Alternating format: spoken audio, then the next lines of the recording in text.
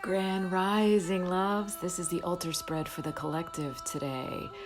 Interesting spread. And so it's really funny. I can always tell like what spreads are going to really trigger people. And I went a little long-winded yesterday, but I feel that I could only post it to YouTube because it went too long for IGTV. But yeah, so I know. It's funny because I know even when people are triggered, some people still watch them. Good, keep watching even though you're triggered. And many have stopped watching altogether. And well, those people are the ones that are not willing to put in the work, so it's cool. And believe me, this is not aimed at anyone. I am just reading the cards. So when I am pulling the cards, I am literally asking the question, this is for the collective consciousness. And when I pull for myself, I am saying, what are the messages I need today? So this is for the collective today, and these are mine. Mayan Passage, Many Paths, Ruby for Life Force. I mean, that's what I'm trying to tell you. So, anyhow, icosahedron is one of the Platonic solids. And here I have a sacred geometry set of the Platonic solids, clear quartz. Isn't it beautiful? And so it's believed that these Platonic solids hold wisdom, very specific wisdom, actually. So each shape holds something very specific. And this card actually showed up in the reverse. So normally it would say, okay, you're stuck and you need clarity to keep moving forward. So it takes you out of stagnation. But with this card in the reverse, it's saying there are too many options. So perhaps you're not even connecting with spirit. You're connecting with programming. So you're in your head, you're in your ego, you're in your intellect. And I love how pretty much everything I teach keeps coming up in a different way of saying it. So icosahedron is asking you to stop and be still, to really be aware of who's making the decision. And so I teach this when I teach basic level mindfulness meditation.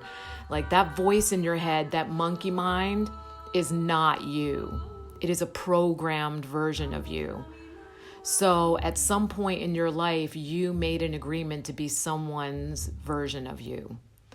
And it actually buries the authentic you, the spirit you, the highest self you. And so there begins this inner turmoil, confusion, battle, especially if you're just starting to awaken and become more conscious. It is very intense in that process. And so that is what I refer to as amnesia. And I was very lucky to not have ever been through that stage of being someone else's version of me.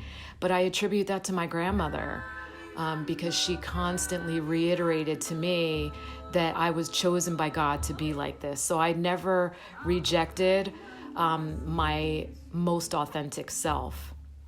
Though I stayed hidden, which was programming, but I didn't buy into someone else's version of me. And it's not good or bad. I mean, when I say these things, I know people are right away like, ugh. It's everything that I am teaching comes from a heart-centeredness. Please know that. I know that my intent is in the right place. And I also know that I have no process happening in my ego or intellect. This is all information that is being filtered through Sherry. So it sounds like Sherry, but it's spirit, okay? It is not good or bad. Most of the time, those agreements are made when you are very small. And the agreements are made because you only want to be loved.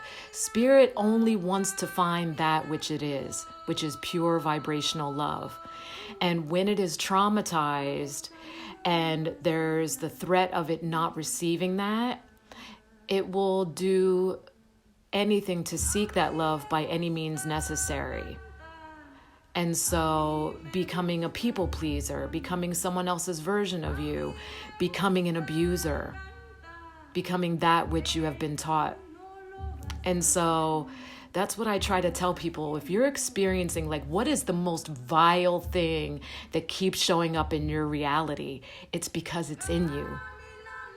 And when you find that vileness and learn that it's really not vile at all, that it is a part of you, but you have to heal it to eradicate it in your reality. That's the hard part. People don't want to see that. They deny that. And so they let rage direct their course, by becoming, like the whole racist movement or kill pedophiles movement. Like, okay, people, you don't get it, right? That you've got that. And on some level, you're perpetrating that same exact energy. So, because I know a whole lot of kill pedophile men that are actually fuckboys, and that's literally the same exact energy. It's in an underhanded, manipulative way, meeting your desires and injuring others in the process. Same fucking thing. Same thing. So that's icosahedron. Whose version of you are you actually trying to make these decisions for you? And that's why it's confusing. That's why it seems like nothing is falling into place for you. So icosahedron is a good one to work with. And so you can look that up. I'll even hold it up to the camera so you can do a screenshot or whatever you need to do. But that's a good one to work with to help with clarity in that. And so the next card that showed up, Taming the Wind, this talks about having a sacred relationship with anything that represents wind.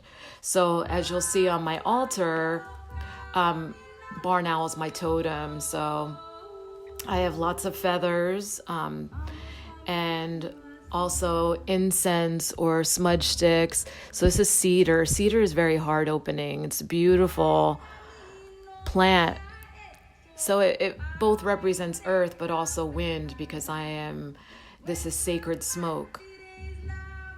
And so smudging my altar, smudging myself, lighting incense in my sacred space, calling upon the sacred powers of wind, but even breathing, even taking deep, purifying breaths.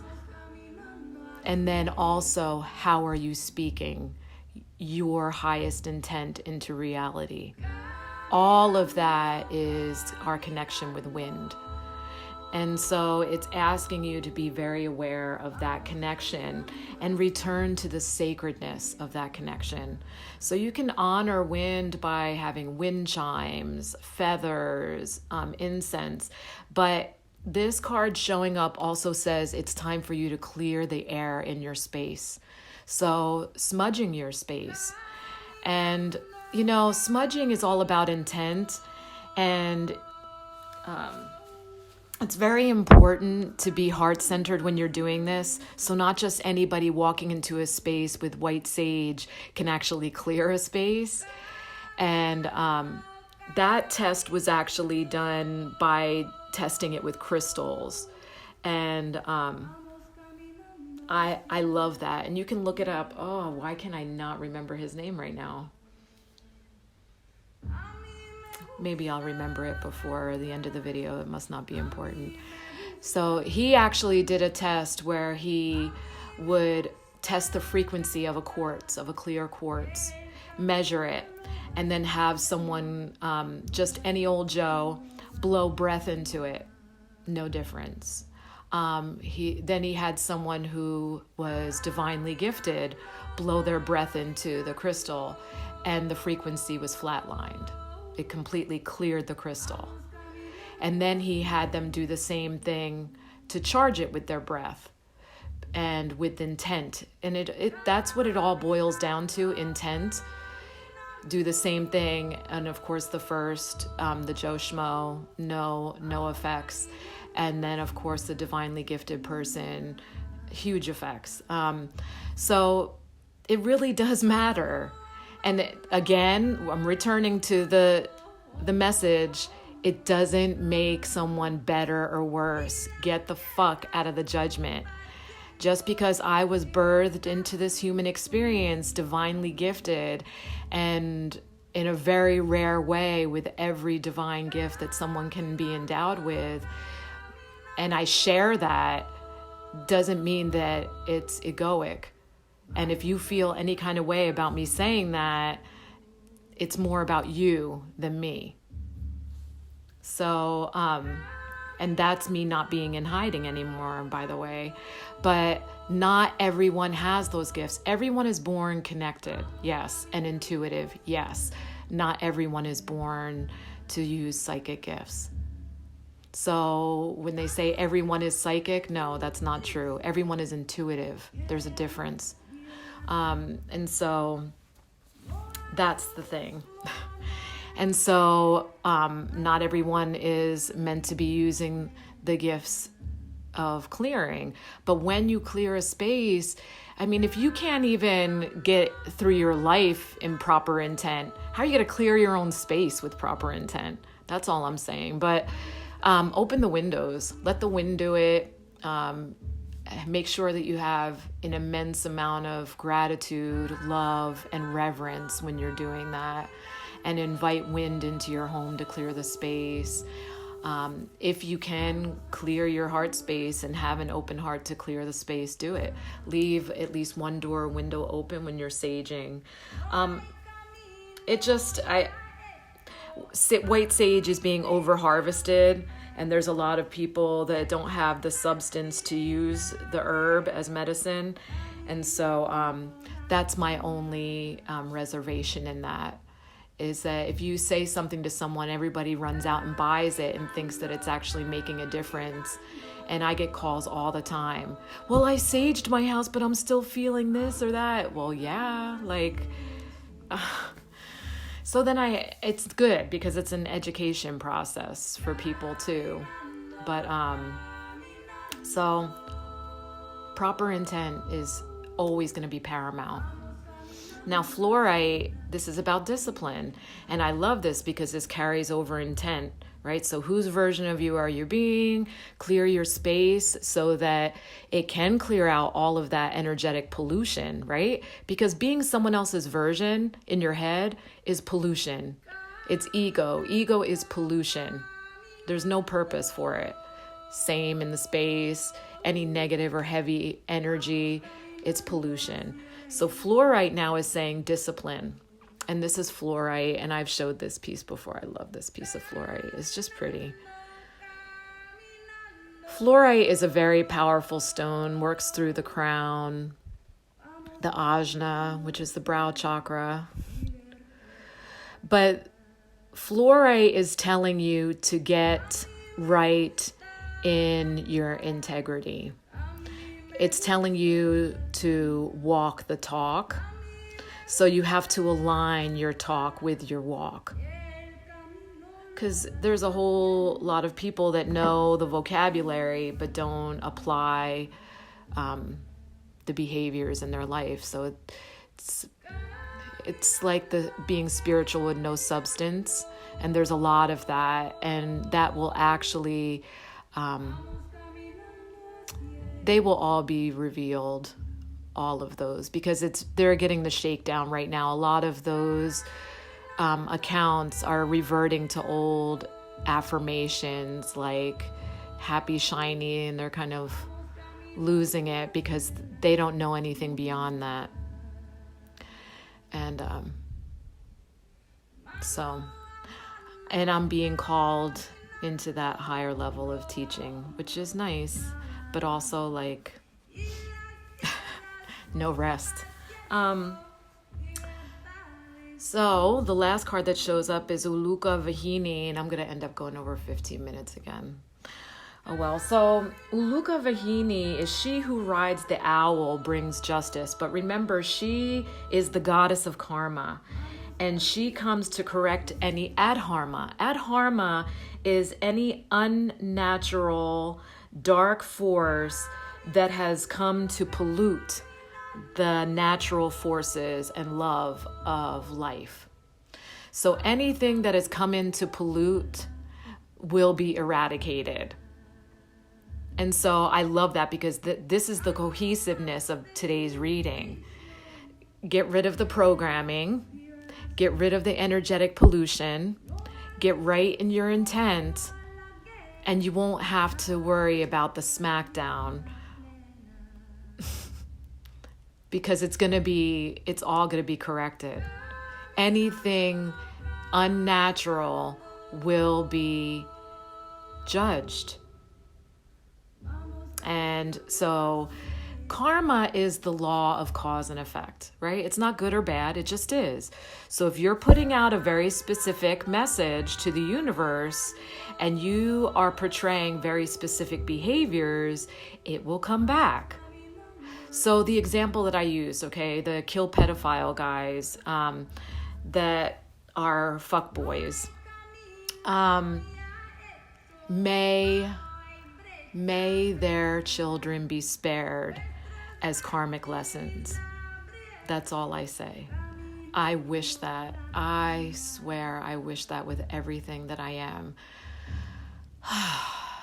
And I swear with everything I am that I hope that they awaken and see exactly what they are doing, that they actually own their energy, that they actually correct their intent, because they are holding people captive to their deceit, and they're acting out in rage.